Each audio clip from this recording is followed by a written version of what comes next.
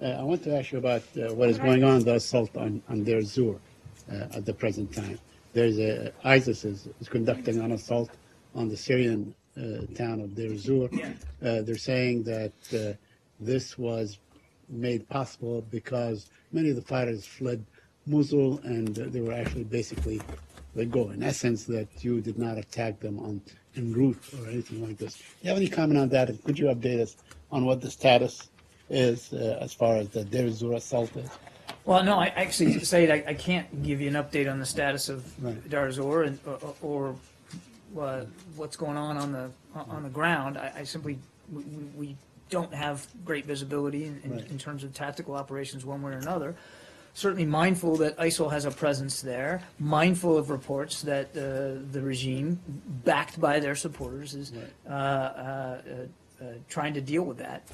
But I would refer you to to the regime and to the Russian backers to speak to specifically what's going on the ground there. But you reject the notion that you look the other way and basically allow them. You reject that notion that you looked at these fighters flowing from Mosul to Syria, you looked the other way, the coalition fighters or airplanes did not attack them. Any suggestion that the coalition has not taken seriously opportunities to continue to pound Daesh from the air and to continue to support effective fighters on the ground who are going after Daesh is obviously flies in the face of facts. The fact is that Deir ez-Zor has been in an ISIL-dominated area of Syria for quite some time. It's not new that they're there. And we've had this discussion about Mosul in the past. And yes, we knew that ISIL fighters would leave Mosul as the campaign started. Not at all surprised that some of them would run away. And the coalition has and you've seen the reports out of the Pentagon, is taking advantage of opportunities when they can to hit these guys.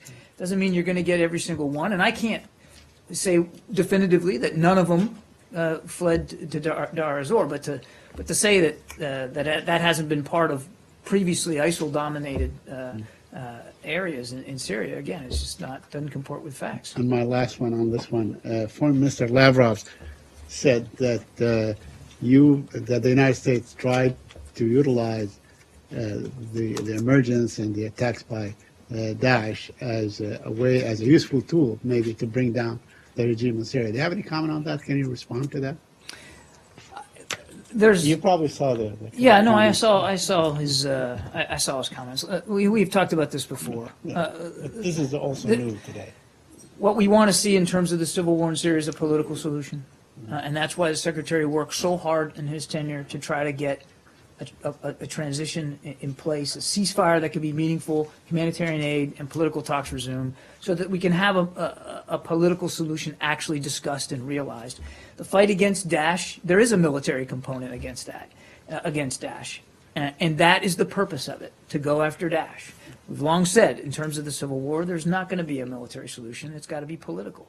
But the activities that the coalition conducts in Syria is against Daesh and Daesh alone. And any suggestion that we have in any way used that effort to try to spur some outcome, a separate outcome in the civil war, again, just doesn't jive with the facts on the ground. As long as we're talking about what Lavrov